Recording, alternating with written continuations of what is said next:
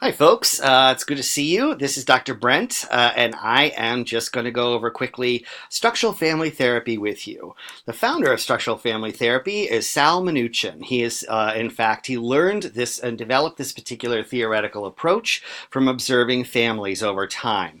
This is one of the most seminal of all of the theories of family therapy, and it is really critical that you have a good grasp of it. Unfortunately, we did in fact lose Sal Minuchin this last year as he passed away. I will send you a New York Times article that talks about his legacy later.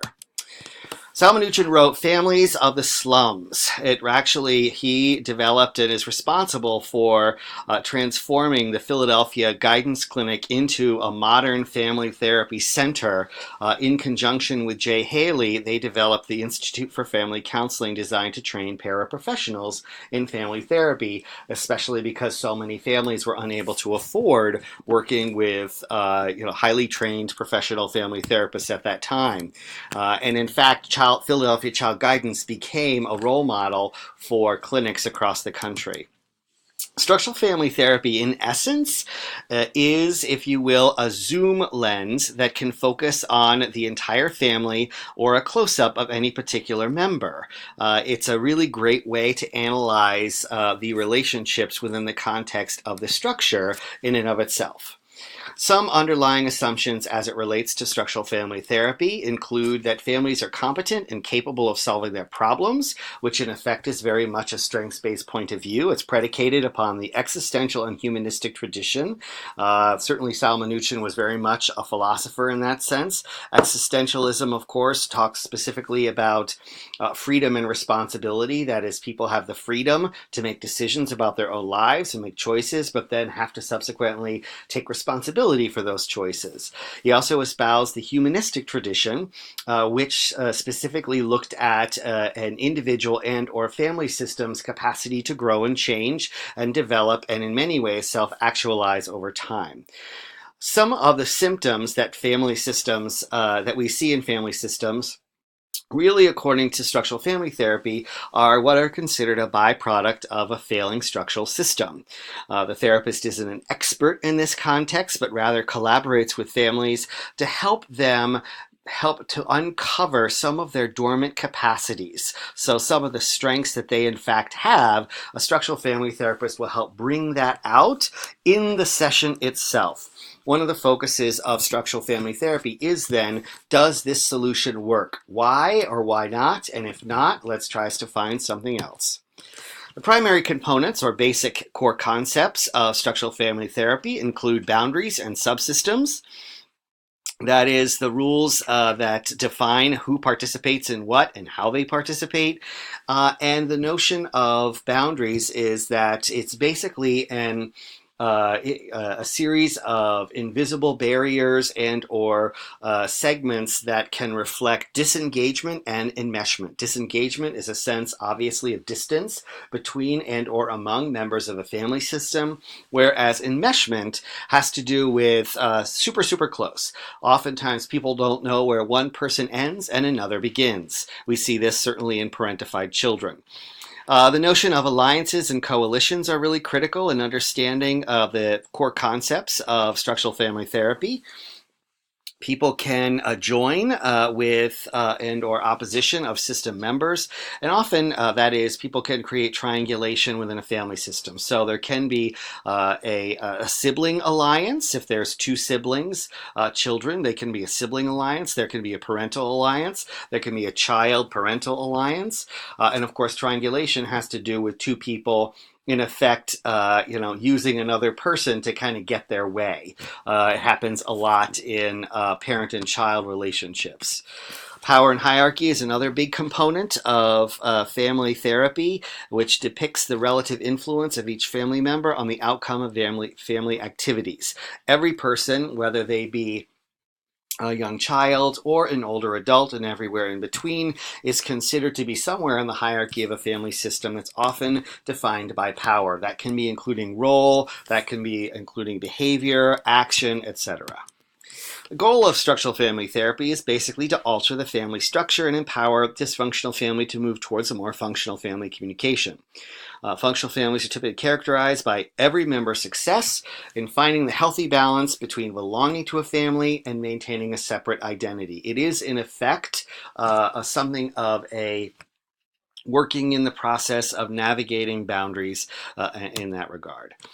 So finding that balance helps people to navigate subsystems, and those boundaries can be rigid or diffuse. Rigid boundaries might be very much as everybody has to stay inside the family system, and it's very difficult, let's say, for if you have an adult child who ends up getting married and or has a long-term relationship or intimate relationship, and the partner or the in-law has a hard time interacting or engaging with that family system because those boundaries are so rigid.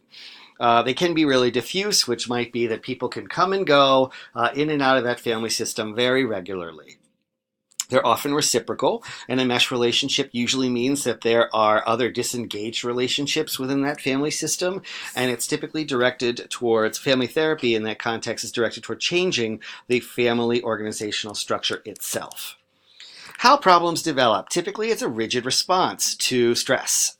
People don't have the capacity to adapt or grow and change in that regard, and because of the structure, and structure needs to be addressed in order to be able to help release some of that. It's compensatory. I'm close with this person to make up for being distant from another person. There is also cross-generational coalition. Again, we can have a child who is, two children who is triangulated with a parent or even a grandparent. So this can certainly occur over generations.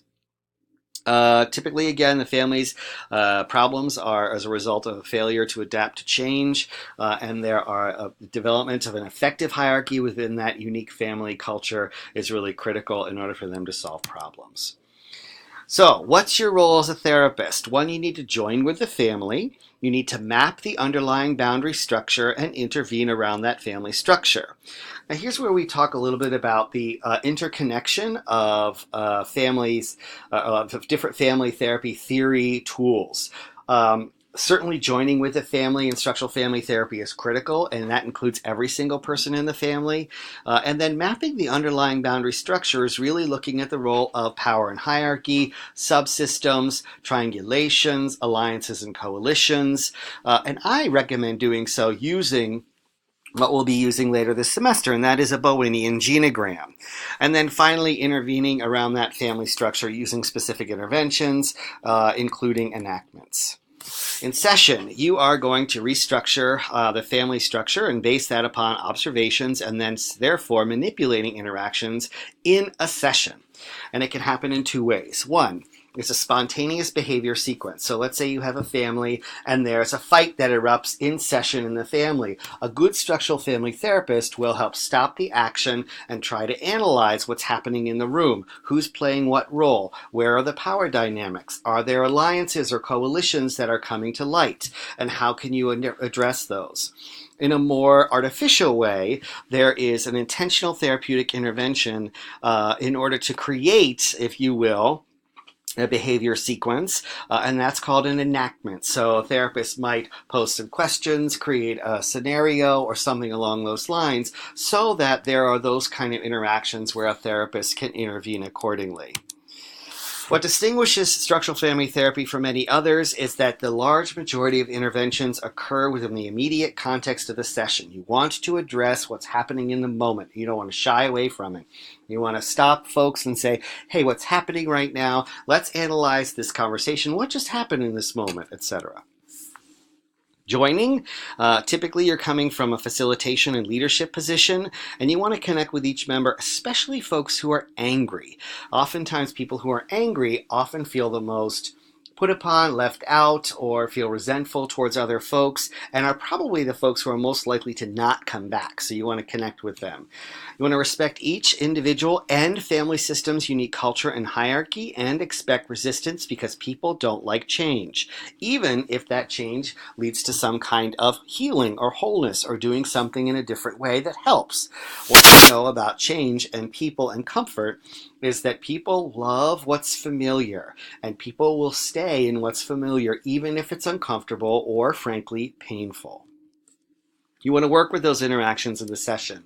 Solicit family members' view of the problems. Observe behavioral sequences as they occur and describe the problem. Make sure you're paying attention to that.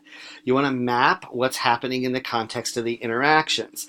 Use various images if you do a genogram, looking at the specific nature of boundaries, coalitions, triangulations, the use of power, hierarchies, etc., etc. You can also bring in intergenerational differences in that regard. All right, so you want to highlight and modify specific interactions. As family members interact, you again are going to observe those problematic transactions. Somebody snaps at each other in a session. Somebody's passive aggressive. Somebody is silent and avoiding what's going on. You want to engage those kind of interactions. You want to do perspective taking and help build empathy among those family members. What do you think it was like for her to sit here and hear what you just said in that experience? Put yourself in her shoes. You want to reframe that experience and help people to understand and do perspective taking and examine the use of circular perspectives. What do you think her point of view was? What do you think his point of view was? Where do you think that came from? Etc. You want to do boundary setting and help people to help set those boundaries. And in fact, you might at times want to unbalance. That is, go against what many people think is a family therapy rule 101, and that's take sides.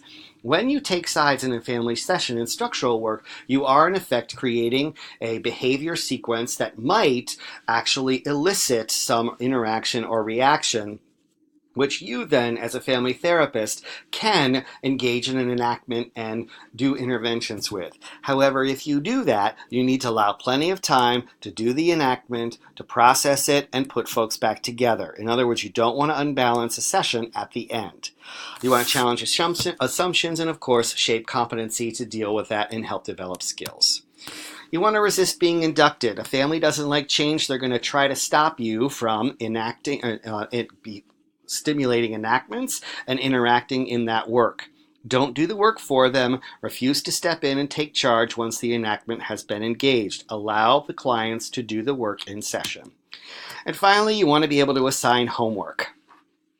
For example, if you've got disengaged or distant people who are in the session, you want to increase contact of disengaged parties. You want to reinforce boundaries between members who are enmeshed, parentified children. Parents should be parents, kids should be kids. You want to assign homework that's realistic and be prepared for setbacks in that regard. All right, that's the quick and dirty 101 on structural family therapy. If you have any questions, please feel free to email me. Take care, and I'll talk to you soon.